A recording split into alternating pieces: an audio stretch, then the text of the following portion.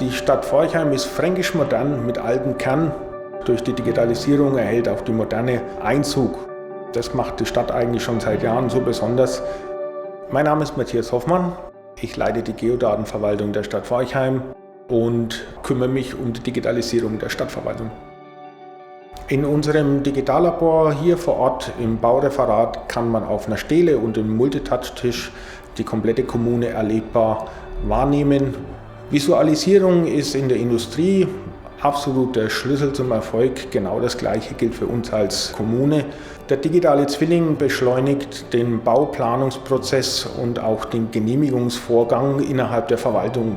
Der Bürger profitiert durch das Serviceangebot, Elemente, die dem Bürger das Leben erleichtern, mehr Zeitgewinn durch Online-Service-Dienstleistungen und spart sich somit den Gang auf die Behörde.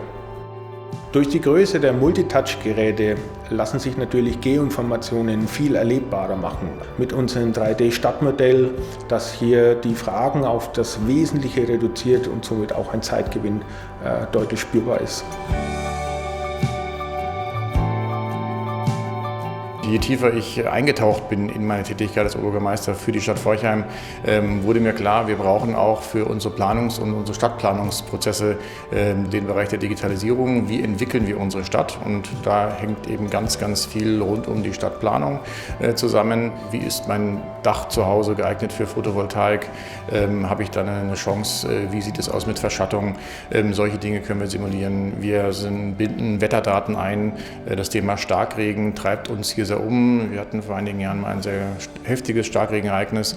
Das ist in den Köpfen der Menschen noch drin und auch dazu wollen wir uns vorbereiten. Und da sehe ich, das kommt an. Wir sehen es an den Zugriffszahlen, wir sehen es auch hier in den Besuchen im Digitallabor. All diese Fragen bewegen die Menschen zurecht und wir wollen auf diese Fragen gute Antworten bereithalten und vorbereiten. Und da hilft uns eben die Digitalisierung, um sowas zu simulieren, um das darstellen zu können.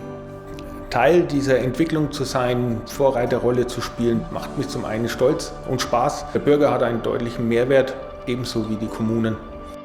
Ich kann anderen Kommunen nur empfehlen, diesen Weg zu beschreiten. Unterstützen können Kommunen wie wir. Es gibt viele von uns, die schon etwas weiter sind, die Pionierarbeit leisten, die aber auch gerne dazu bereit sind, anderen unter die Arme zu greifen, um Starthilfen zu geben. Smart City ist der Weg, der unumgänglich ist.